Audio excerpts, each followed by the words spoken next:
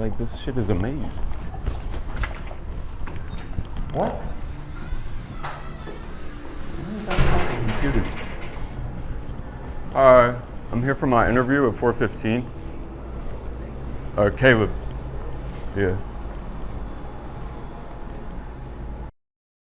Hi, I'm Caleb Lorenzo, and I actually didn't apply for this Panera Bread. I just walked in and said I had an interview. Who was scheduled you for the interview? Sorry? Did somebody was scheduled you for the interview today? Yeah, someone scheduled with me. I forget their name, but they called me. I applied, then they called me. At least.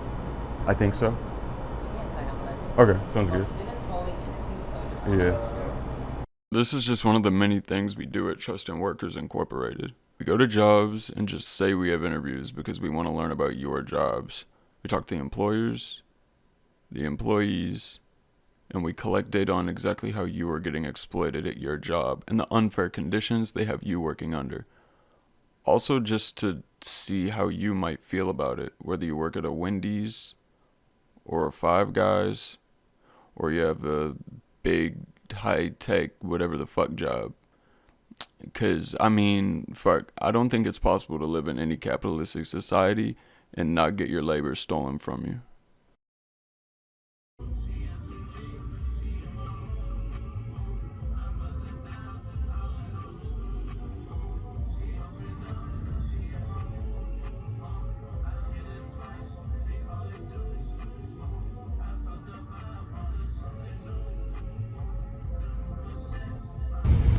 But they're sucking dick in that place. They're open. Is their inside open? What? The inside, is their diner open? Of what?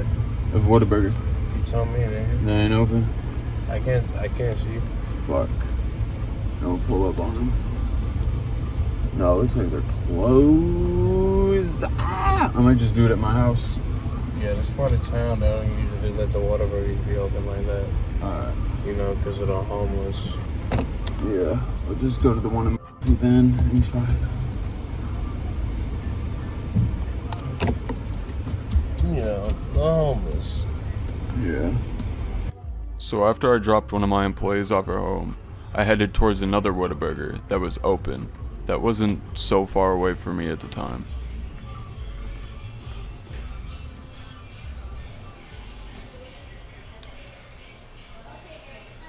Hi. Hi. I work for Trust in Workers Incorporated. I was wondering if I could just ask you a few questions about your job and just the policies of your job. Is that okay? If you're comfortable with it. It's on camera. I don't know the media policy. You don't know the media policy? Okay, do you know the media policy? Yeah. I work for a grassroots company, Trust in Workers Incorporated. We go around and I ask workers just how they get Is compensated it at better their if job. you just come back in the morning? In the morning? Yeah, with the general managers here. Looks like it's for, yeah. You're not allowed to do that? Yeah. Oh, yeah, we're not allowed. You're not allowed to talk at all? Why do you think you're not allowed to talk?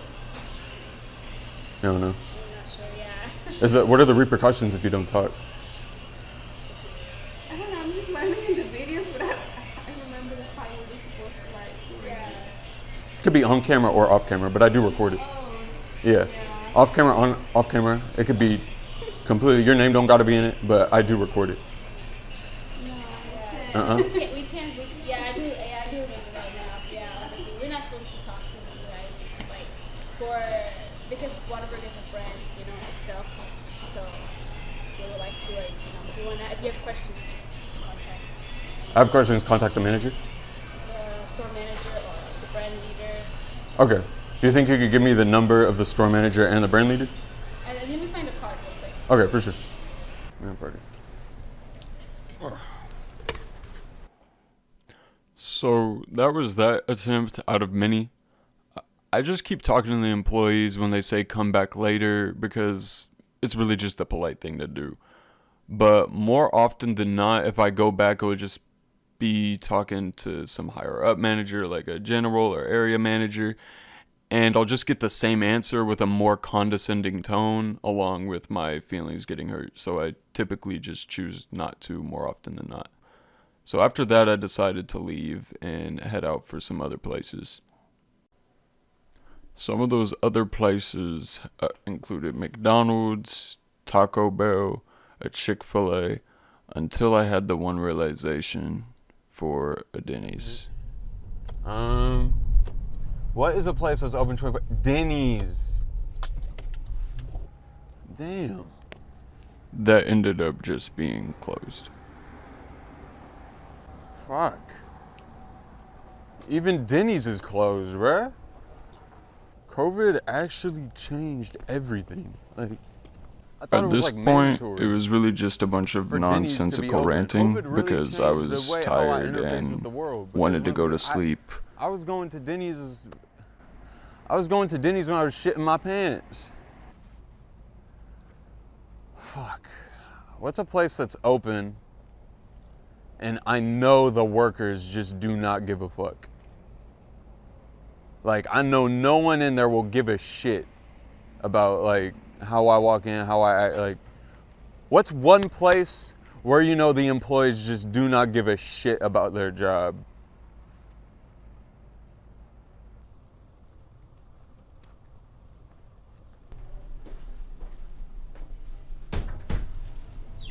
Hey, y'all. Hi. Are y'all two the only two working? Yes. Okay. Oh, I was just intrigued. I work for a company called Trusting Workers Incorporated. It's just a small grassroots company where we're collecting data right now, asking workers about how they're getting compensated in places that are open late night. I was wondering if one of y'all would be able to discuss your benefits and just hours and what it's like working here. Is that possible? It is, but there's a problem. Mm-hmm. If we say anything bad about what anything goes on, I can't. by HR standards, yes. HR standards. I could blur out the face. It's really just for my company. It's for Trusting Workers Incorporated. And yeah, I could blur out the face. Y'all don't got to say your name or anything. I'm not gonna ask for y'all's name. It's up to you. Mm-mm. I'm just really shy. No, I hear. Why do y'all think that's a thing? Like, why do y'all? Because this is my 5th place I've been to tonight. Why do y'all think that's a thing? Because so many companies have that media policy and everything. Why do y'all think You it's? can talk about it, but if you Yeah. mention anything bad about the company Mhm. for what you work for, no matter what company you work for, Yeah. there's always repercussions. Yeah. Okay. They were really kind, and in fact, they told me if I came back a later day this week, there would bound to be another employee that would let me interview him. Come back Wednesday. Else is working. Come back Wednesday or Thursday? Okay, Wednesday or Thursday. So I headed my way out, but then I just came back Wednesday night to try to talk to the other employees to see if they would be interested. Interested in doing like an interview, just talking about the jobs, like exploitative natures of just working these jobs and all that. Would any of y'all be interested in that? You wouldn't? Okay. Do you want to check if anyone else would be? Did you hear that? Nothing about that? You can't? Okay. Y'all want to talk about that? Wait, is there any particular reason why? You work? Yeah. Understood. Okay. Okay. Is it the same crew tomorrow night? Because that's what they told me on like Monday night. I think Memorial Day.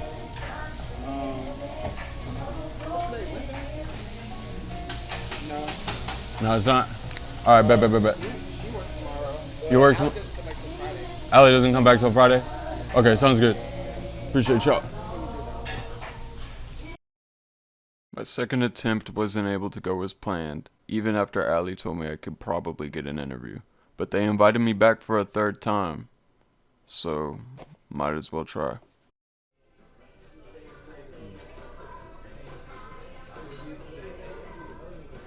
This was the start of the third attempt of the same Waffle House.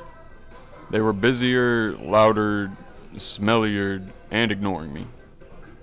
I think I waited 25 to 30 minutes and I wasn't able to get any service. I was getting worried at this point, like, okay, I've spent too many hours trying to shoot this video already.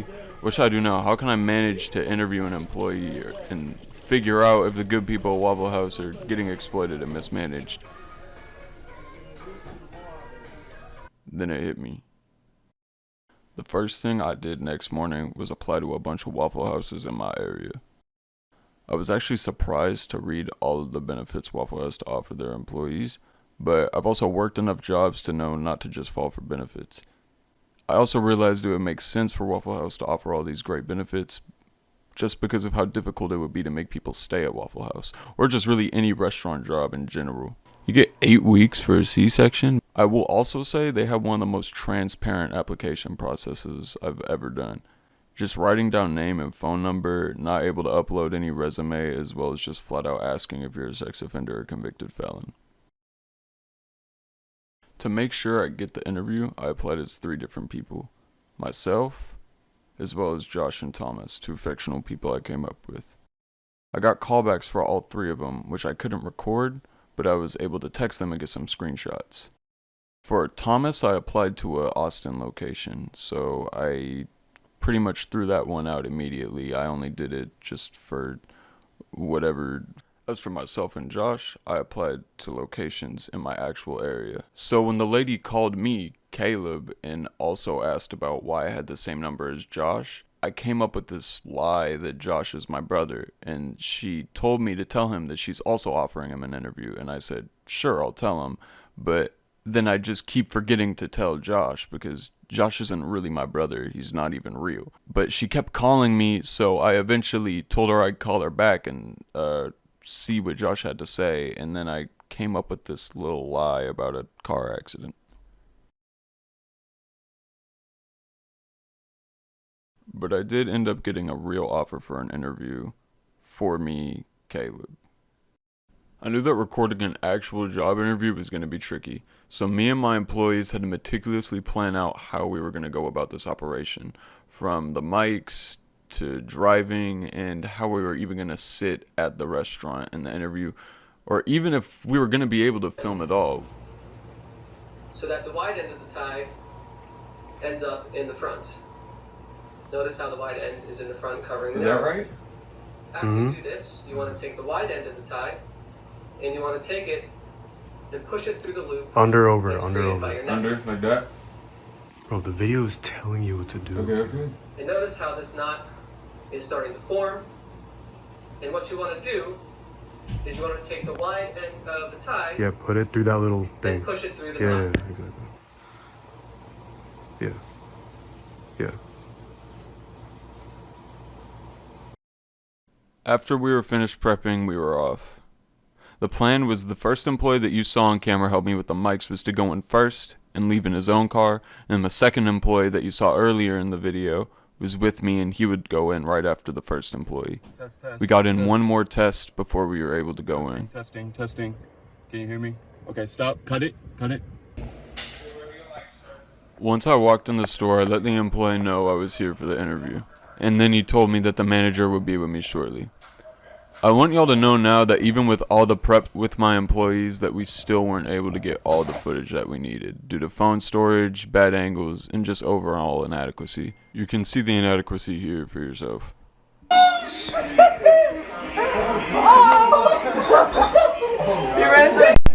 Caleb.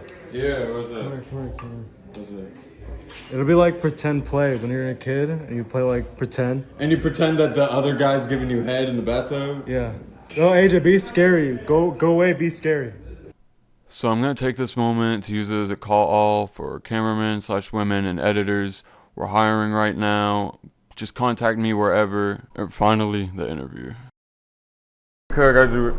Oh, sorry, my friend sent me a funny meme, look at that.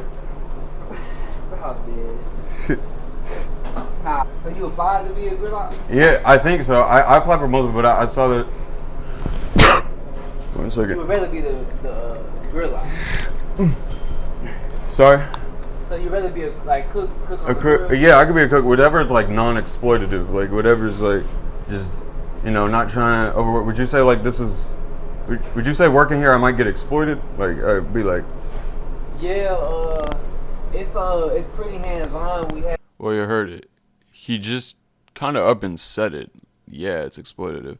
I wish we got more recording of him explaining it, but it sounded like he may have not knew what exploitative meant. After that, I didn't really care how the interview went. I was just messing around, asking him stupid questions, so I was surprised when he did this. Yeah, I'm gonna go ahead and move you forward. She'll contact you at your orientation day.